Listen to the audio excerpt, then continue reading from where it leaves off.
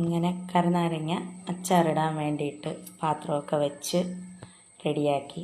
നല്ലെണ്ണ ഉപയോഗിച്ച് അച്ചാറിടുന്നത്. ഏത് അച്ചാറാണെങ്കിലും സാധാരണ നല്ലെണ്ണ ഉപയോഗിച്ച് തന്നെ ഇടുന്നത്.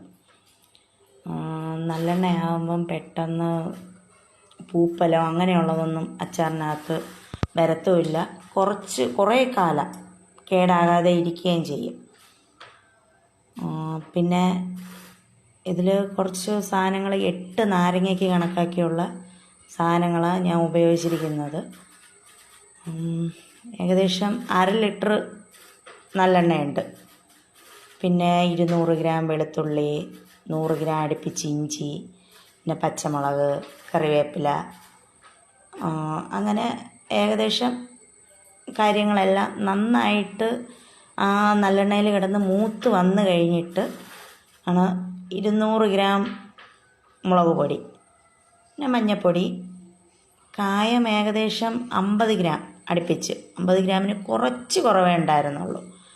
ബാക്കിയെല്ലാം ഇട്ട് ഉപ്പ് പാകത്തിന് എല്ലാം ഇട്ട് നന്നായിട്ട് വഴറ്റിയെടുത്ത് കഴിഞ്ഞിട്ട് ശകലം വിനാഗിരി ഒഴിക്കും.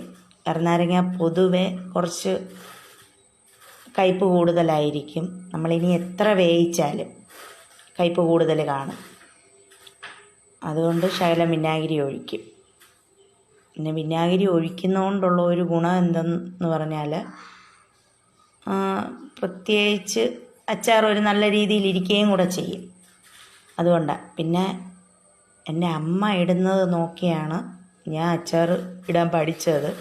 അമ്മ ഒരുവിധം നല്ല രീതിയിൽ അച്ചാർ ഇട്ടുകൊണ്ടിരുന്നതുമാണ്. ബിസിനസ്സായിട്ട് ചെയ്തുകൊണ്ടും ഇരുന്നു. അമ്മയ്ക്ക് കണ്ണിന് കാഴ്ച കുറവായപ്പോഴത്തേക്ക് നിർത്തിയതാണ്. പക്ഷെ അമ്മ ഇടുന്നതിൻ്റെ അത്രയൊന്നും നമ്മളിട്ടാൽ ശരിയാകുമെന്ന് എനിക്ക് തോന്നുന്നില്ല. ഇത്രയും കൂടുതൽ ഇട്ടത് ഞാൻ ഇതാദ്യമായിട്ടാണ്. പക്ഷെ ഒരുവിധം നന്നായിട്ടുണ്ടെന്ന് തോന്നുന്നു. എൻ്റെ ചേട്ടനും പറഞ്ഞു നന്നായിട്ടിരിക്കുന്നു എന്ന്. ഏതായാലും ഒരു പരീക്ഷണം ആയിട്ട് തന്നെ ഞാൻ ഇട്ടു കഴിഞ്ഞു.